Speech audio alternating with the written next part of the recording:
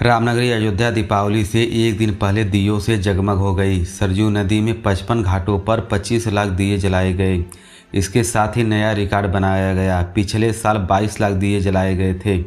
CM योगी ने राम मंदिर में पहला दीप जलाकर दीपोत्सव का शुभारंभ किया। 1600 अर्चनाओं से सरयू आरती की। इससे पहले भगवान राम, सीता और लक्ष्मण के साथ पुष्प विमान से पहुंचे। योगी ने उनका स्वागत किया। भगवान रथ पर सवार हुए। योगी ने राम रथ खींचा। प्रभु राम को रामकथा पार्क लाया गया। यहाँ योगी ने राम की आरती उतारी और राज तिलक किया। भगवान राम के साथ स्वागत के जगमग कलाकार नृत्य करते नजर आए। रामायण के प्रसंगों पर आधारित झांकियाँ सड़कों पर निकाली गई। रामलला की प्राण प्रतिष्ठान के बाद यह पहला दीपोत्सव है। सीएम योगी ने कहा कि ये दीप जो आपके जलाए गए हैं वो केवल दीप नहीं, ये सनातन धर्म का विश्वास है। अयोध्या वासियों को आगे आना होगा। अयोध्या जैसी मथुरा काशी दिखनी चाहिए। सनातन धर्म में कभी किसी का अहित नहीं किया गया, सबको गले से लगाया गया। जो भी मानव मार्ग के बैरियर बनेगा उसकी वही दुर्गति होगी जो यूपी में माफियाओं का हुआ है।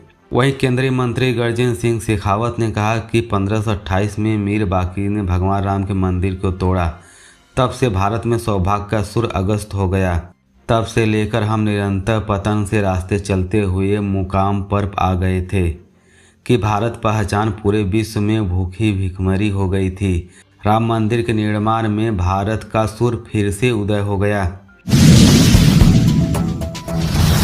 जौनपुर में 16 साल के ताइक्वांडो खिलाड़ी की हत्या कर दी गई। उसका सिर तलवार से काटकर अलग कर दिया गया। बुधवार सुबह अनुराग यादव घर से बाहर ब्रश कर रहा था, तभी पड़ोसी युवक तलवार लेकर आ गया। अनुराग बचने के लिए भागा तो आरोपी पीछे दौड़ा। तलवार से एक ही वार से सिर धड़ से अलग हो गया। बेटे की चीख सुनकर मां दौड़ी हुई बाहर आई तो बेटा का सिर धड़ से अलग देखकर बेहोश हो गई। कुछ पल बाद होश आया तो सिर लेकर सीने से लगाकर रोने लगी। धड़ सड़क पर पड़ा रहा। पुलिस ने पड़ोसी बेटे को गिरफ्तार कर लिया। मामले लेखपाल जगदीश को निलंबित कर दिया गया है। स्थानीय गो मुनीलाल यादव के खिलाफ जांच बैठाई गई है। वारदात जिला मुख्यालय को 10 किलोमीटर दूर गौरा बासापुर थाना श्रीदीनपुर गाँव की है। घटना के बाद गुस्साए लोग सड़क पर उतर गए और प्रदर्शन किया। फिलहाल कई थानों की फोर्स मौके पर तैनात हो गई। बताया जा रहा है कि जमीनी विवाद का हत्याकांड हुआ है। अनुराग के ताइक्वांडो के हाल ही में नोएडा में हुई ओपन नेशनल के सिल्वर मेडल जीता था। इसके अलावा इंडो नेपाल इंडोनेशिया ताइक्वांडो की प्रतियोगिता में कांस्य पदक जीता था। हत्या के बाद परिजनों सब लेकर प्रदर्शन करने लगे। 3 घंटे तक डीएम एसडीएम और उन्हें समझाते रहे, लेकिन परिजन सुनने को तैयार नहीं थे। जफराबाद के विधायक जगदीश नारायण राय के आश्वासन पर परिजन सब देने को तैयार हो गए। विधायक जगदीश नारायण राय ने बताया कि बहुत दुखद घटना है। उन सबके परिवार के साथ न्याय होगा। उन लोगों को मेरी बातों को गंभीरता से लिया और सबको देने के लिए तैयार हो गए। मैं उनका आभारी हूँ। भारत चीन बॉर्डर पर देवसांग और डेसचोक में दोनों सैनिकों के पीछे हटने की प्रक्रिया बुधवार को पूरी हो गई। आज दीपावली पर चीन और भारत के सैनिक एक दूसरे को मिठाई खिलाएंगे। पेट्रोलियम को लेकर जल्द ही ग्राउंड कंपाउंडर के अधिकारियों से बीच बातचीत होगी। ग्राउंड कंपाउंडर ब्रिगेडियर और उनके नीचे रैंक के अधिकारी होंगे हैं। भारत चीन के लिए एलएसी पर पेट्रोलियम को लेकर हुई समझौते पर विदेश मंत्री एस जयशंकर ने 27 अक्टूबर कहा था कि सैनिक की वापसी पहला कदम है। अगला कदम तनाव कम करता है। ये तनाव तभी कम होगा जब भारत को यकीन हो जाएगा कि चीन भी ऐसा चाह रहा है। तनाव कम करने के बाद बॉर्डर पर कैसे भी मैनेज किया जाएगा।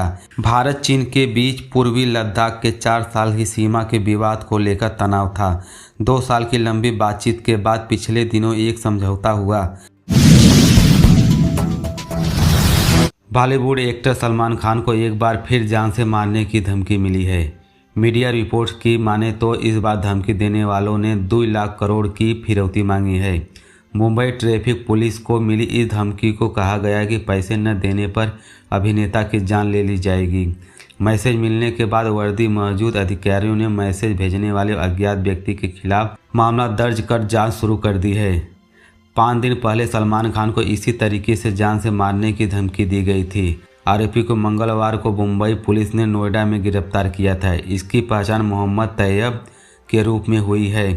नोएडा प्रवीण कुमार सिंह ने बताया कि आरोपी को सूरजपुर कोर्ट में पेश किया गया है। वहां मुंबई पुलिस ने ट्रांजिट रिमांड पर लेकर जाएगी।